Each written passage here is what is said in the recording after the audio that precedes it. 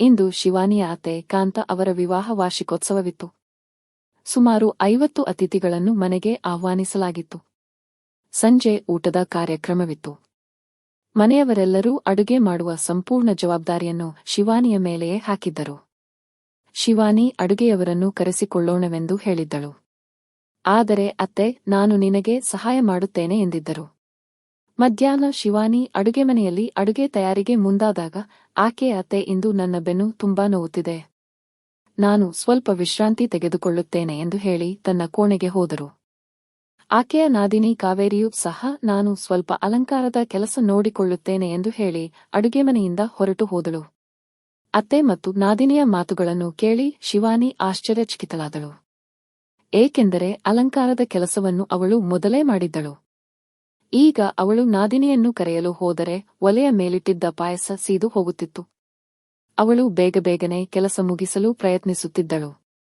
ಸ್ವಲ್ಪ ಸಮಯದ ನಂತರ ನಾದಿನಿ ಬಂದು ಸಹಾಯ ಮಾಡುತ್ತಾಳೆಂದು ಅವಳು ಅಂದುಕೊಂಡಿದ್ದಳು.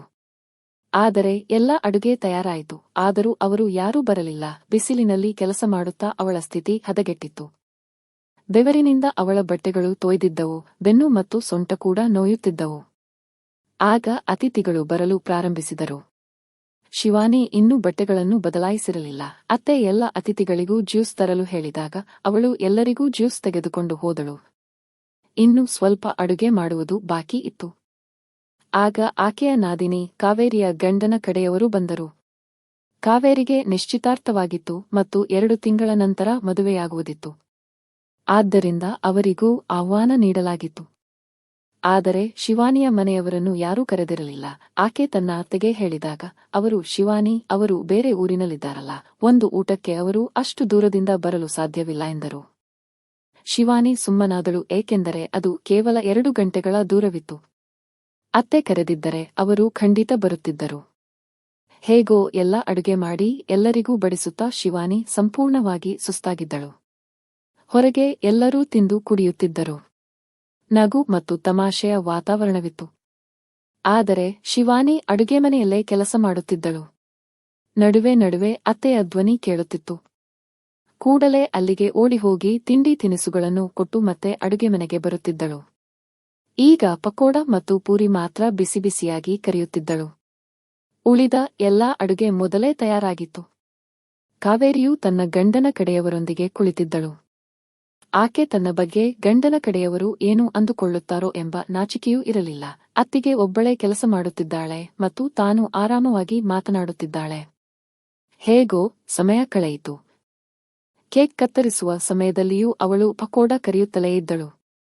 ಆಕೆಯ ಗಂಡ ರಾಹುಲ್ ಪದೇ ಪದೇ ಅವಳ ಮೇಲೆ ಸಿಟ್ಟಾಗುತ್ತಿದ್ದ. ನೀನು ಯಾವ ಕಾರ್ಯಕ್ರಮಕ್ಕೂ ಸರಿಯಾಗಿ ತಯಾರಾಗುವುದಿಲ್ಲ. ಮನೆಯವರು ಅವಳನ್ನು ಅಡುಗೆಮನೆಯಲ್ಲಿ ಕಟ್ಟಿಹಾಕಿದ್ದಾರೆ.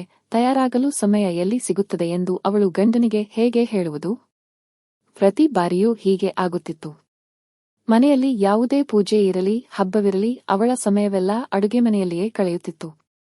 ಅವಳು ಮಾಡಿದ ಅಡುಗೆ ಎಲ್ಲರಿಗೂ ಇಷ್ಟವಾಗುತ್ತಿತ್ತು. ಆದರೆ ತಾನು ಮನೆಯವರೊಂದಿಗೆ ಆನಂದಿಸಬೇಕೆಂದು ಯಾರಿಗೂ ಅನಿಸುತ್ತಿರಲಿಲ್ಲ. ಆ ದಿನವೂ ಎಂದಿನಂತೆ ಕಳೆಯಿತು. ಆದರೆ ಶಿವಾನಿ ಈ ಬಾರಿ ತನ್ನ ಗಂಡ ರಾಹುಲ್ಗೆ ಸ್ಪಷ್ಟವಾಗಿ ಹೇಳಿದ್ದಳು, ಮುಂದಿನ ಬಾರಿ ಮನೆಯಲ್ಲಿ ಯಾವುದೇ ದೊಡ್ಡ ಕಾರ್ಯಕ್ರಮವಿದ್ದರೂ ನಾನು ಒಬ್ಬಳೇ ಇಷ್ಟು ಜನರ ಅಡುಗೆ ಮಾಡಲು ಸಾಧ್ಯವಿಲ್ಲ. ರಾಹುಲ್ ಸಹ ಅವಳಿಗೆ ಭರವಸೆ ನೀಡಿದ್ದ. ಈ ಬಾರಿ ಯಾವುದೇ ದೊಡ್ಡ ಕಾರ್ಯಕ್ರಮವಿದ್ದರೂ ಅಮ್ಮ ಎಷ್ಟೇ ಬೇಡವೆಂದರೂ ನಾವು ಅಡುಗೆಯವರನ್ನು ಕರೆಸಿಕೊಳ್ಳೋಣ. ಇದರ ನಡುವೆ ಆಕೆಯ ನಾದಿನಿಯ ಮದುವೆಯ ತಯಾರಿ ಪ್ರಾರಂಭವಾಯಿತು. ಬಹಳ ವಿಜೃಂಭಣೆಯಿಂದ ಆಕೆಯ ನಾದಿನಿಯ ಮದುವೆಯಾಯಿತು ಮತ್ತು ಆಕೆ ಗಂಡನ ಮನೆಗೆ ಹೋದಳು. ಆಕೆಯ ಗಂಡನ ಮನೆಯಲ್ಲಿ ಎಲ್ಲವೂ ಚೆನ್ನಾಗಿತ್ತು. ಅವಳು ಅಲ್ಲಿ ಸಂತೋಷದಿಂದ ವಾಸಿಸುತ್ತಿದ್ದಳು. ನಿಧಾನವಾಗಿ ಆಕೆಯ ಮದುವೆಯಾಗಿ 8 ತಿಂಗಳುಗಳಾಗಿದ್ದವು. ಒಂದು ದಿನ ಕಾವೇರಿ ಇದ್ದಕ್ಕಿದ್ದಂತೆ ಹೇಳದೆ ಕೇಳದೆ ತವರುಮನೆಗೆ ಬಂದಳು. ಶಿವಾನಿಯ ಅತ್ತೆ ಕಾಂತ ಮಗಳ ಮುಖ ನೋಡಿದ ಕೂಡಲೇ ಆಕೆ ತುಂಬಾ ತೊಂದರೆಯಲ್ಲಿದ್ದಾಳೆಂದು ಅರ್ಥ ಮಾಡಿಕೊಂಡರು. ಅವರು ವಿಚಲಿತರಾಗಿ ಮಗಳ ಕೈ ಹಿಡಿದು ತಮ್ಮ ಕೋಣೆಗೆ ಕರೆದುಕೊಂಡು ಹೋದರು. ಕೋಣೆಗೆ ತಲುಪಿದ ಕೂಡಲೇ ಕಾವೇರಿ ಅಳುತ್ತಾ, ಅಮ್ಮ, ನನ್ನ ಅತ್ತೆಯ ಹುಟ್ಟುಹಬ್ಬ ಹತ್ತಿರದಲ್ಲಿದೆ ಮತ್ತು ಅವರು ಮನೆಯಲ್ಲಿ ಪಾರ್ಟಿ ಇಟ್ಟಿದ್ದಾರೆ. ಸುಮಾರು 40 ಜನರು ಬರಲಿದ್ದಾರೆ ಮತ್ತು ನಾನು ಒಬ್ಬಳೇ ಎಲ್ಲ ಅಡುಗೆ ಮಾಡಬೇಕೆಂದು ಅವರು ಬಯಸುತ್ತಾರೆ ಎಂದಳು. ಕಾಂತ ಆಶ್ಚರ್ಯದಿಂದ, ಅವರು ಹಾಗೆ ಹೇಗೆ ಹೇಳಲು ಸಾಧ್ಯ ಎಂದರು.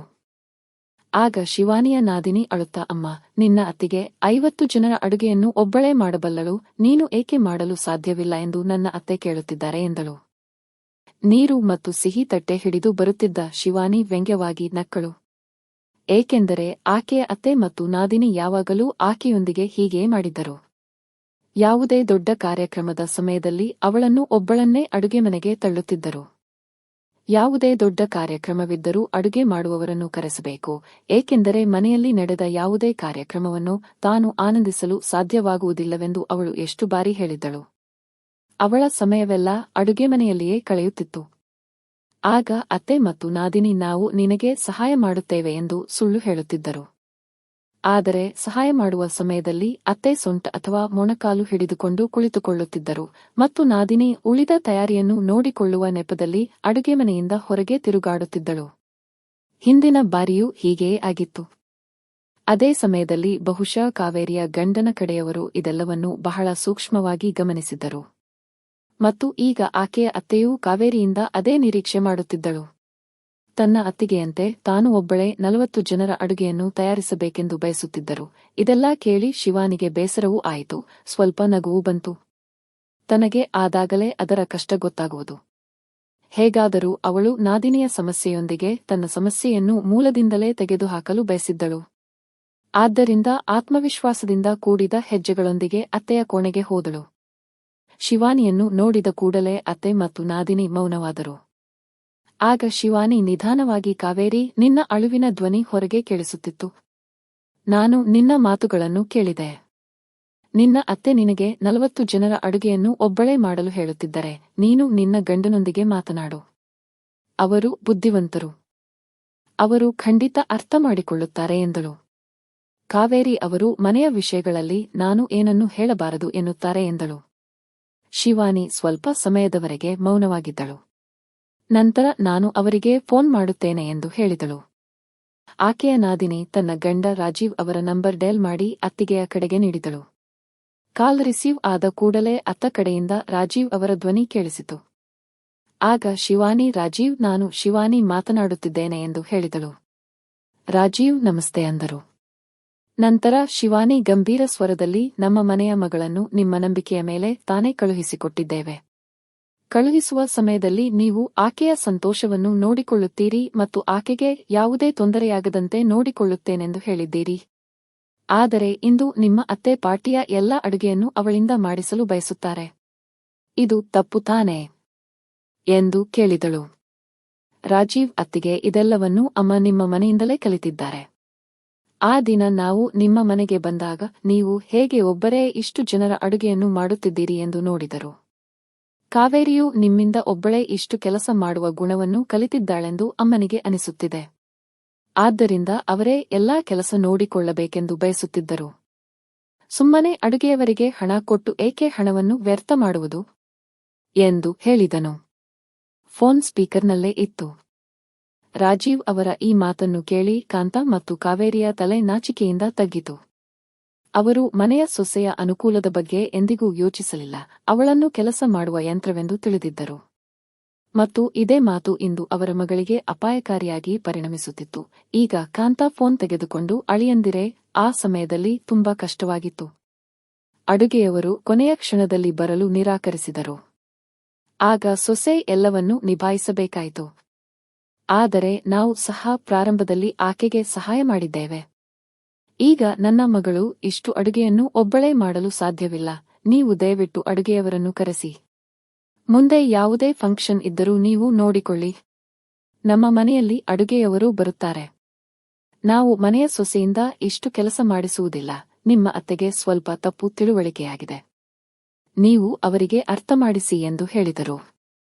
ಆಗ ರಾಜೀವ್, ಈಗ ವಿಷಯ ಚಿಕ್ಕದಿದೆ, ಆದರೆ ಜಾಸ್ತಿಯಾದರೆ ಸಂಬಂಧಗಳು ಹಾಳಾಗುತ್ತವೆ. ಆದ್ದರಿಂದ ನಾನು ಅಮ್ಮನಿಗೆ ಅರ್ಥ ಮಾಡಿಸುತ್ತೇನೆ. ನೀವು ಚಿಂತಿಸಬೇಡಿ ಅಮ್ಮ ಎಂದು ಹೇಳಿ ಫೋನ್ ಇಟ್ಟನು. ನಂತರ 15 ನಿಮಿಷಗಳ ನಂತರ ಅವನ ಫೋನ್ ಮತ್ತೆ ಬಂದಿತು.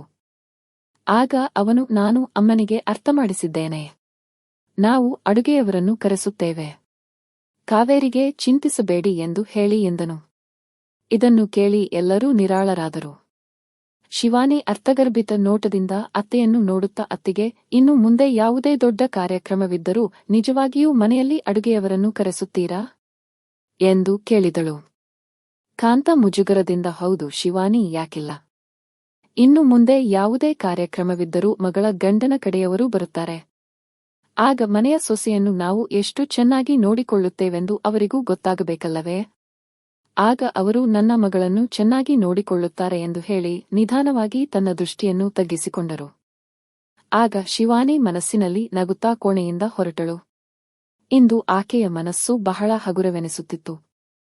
ಏಕೆಂದರೆ ಇಂದು ಆಕೆಯ ಒಂದು ದೊಡ್ಡ ಸಮಸ್ಯೆಗೆ ಪರಿಹಾರ ಸಿಕ್ಕಿತ್ತು. ಸ್ನೇಹಿತರೆ, ಮನೆಯ ಸೊಸೆಯೊಂದಿಗೆ ತಪ್ಪು ನಡವಳಿಕೆ ತೋರುವಾಗ ಆ ಜಾಗದಲ್ಲಿ ಸ್ವಂತ ಮಗಳಿದ್ದರೆ ಹೇಗಿರುತ್ತದೆಂದು ಯೋಚಿಸಬೇಕು.